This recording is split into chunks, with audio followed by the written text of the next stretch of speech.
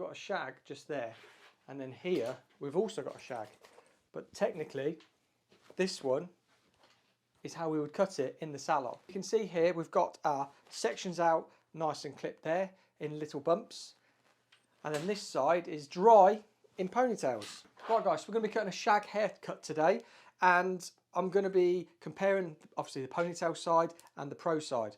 So what I want to do, the shag is just, there's like a lot of movement in there, and where I want to start is I want to start at this front section. So I want to look at where I want to take sort of my first section.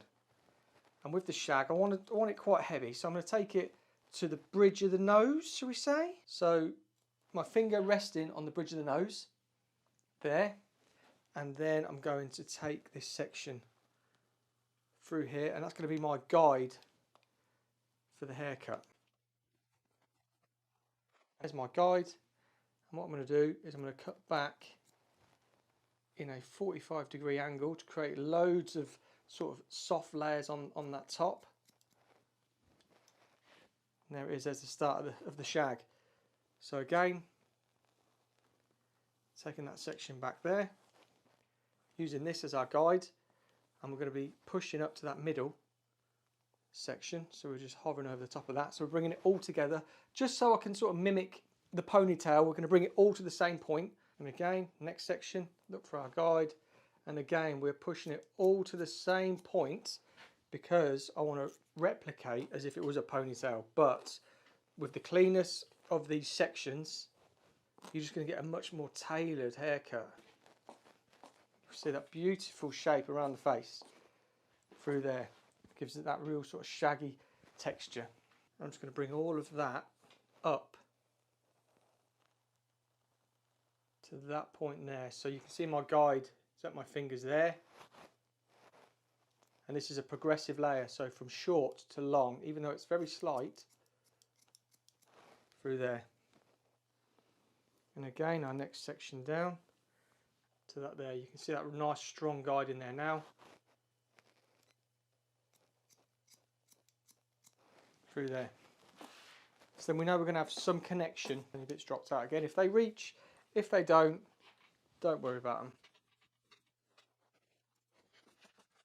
So there we go, there is a shag haircut.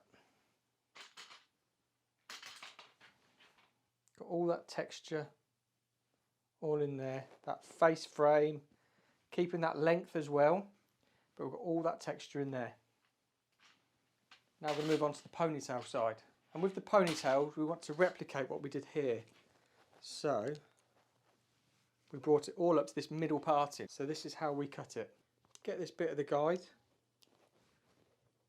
from the what we were just cut. I'm just going to push that into the ponytail so you can see that it's just sitting at my thumb, and then the ponytail is pushed over the centre parting as we did on the other side at 45 degree. Let's get the guide there, pull it out as my fingers are.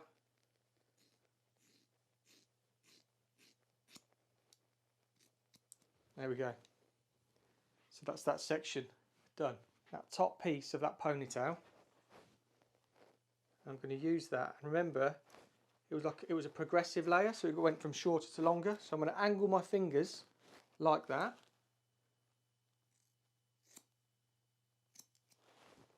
to that guide, and we'll drop that down. That guide from that second section, and again progressive.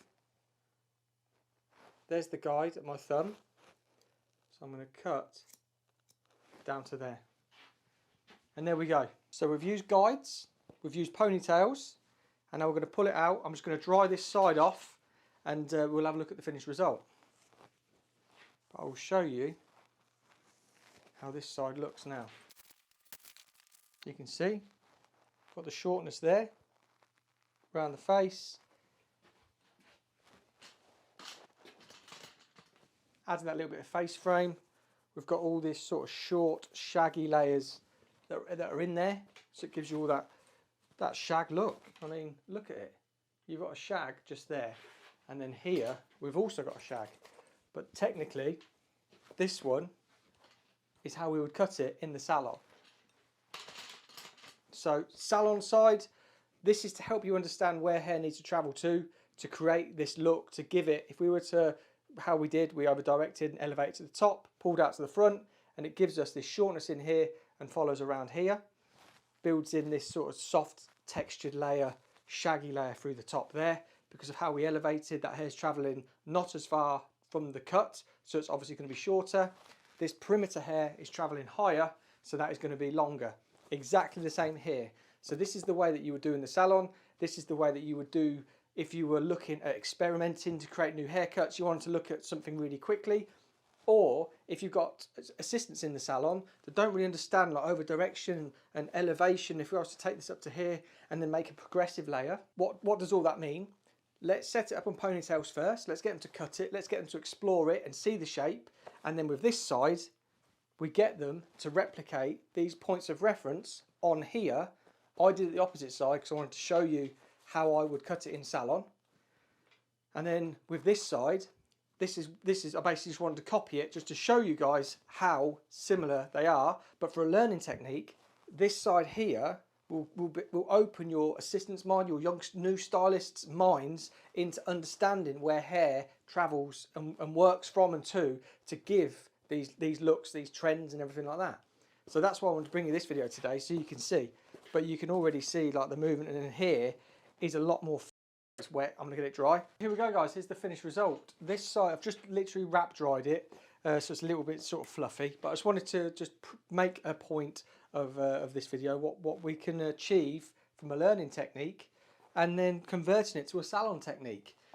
But you can see the difference. You can see how much more seamless sort of the right hand side is. There isn't any sort of lines or anything, really softly cut all through there. Just all sort of melts into one another.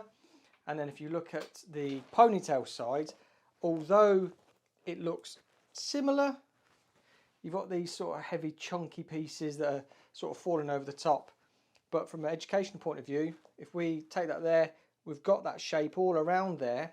So a young hairdresser, if we were to over direct all that hair to there and elevate to there, we're going to achieve a shorter fringe in the middle if we use that as our guide, and it's going to create this sort of bevel face framing shape around there. And then the back section, as long as we've got a guide and connect, these layers are all connected through here as they are through the back, this being the ponytail side. And then being like a salon technique, you can see it's just connected all the way through to the back seamlessly. So if you've enjoyed it, let me know in the comments down below. Thank you so much. Hit the thumbs up, comments, subscribe. And until next time, I'll see you on the next video. Thank you so much.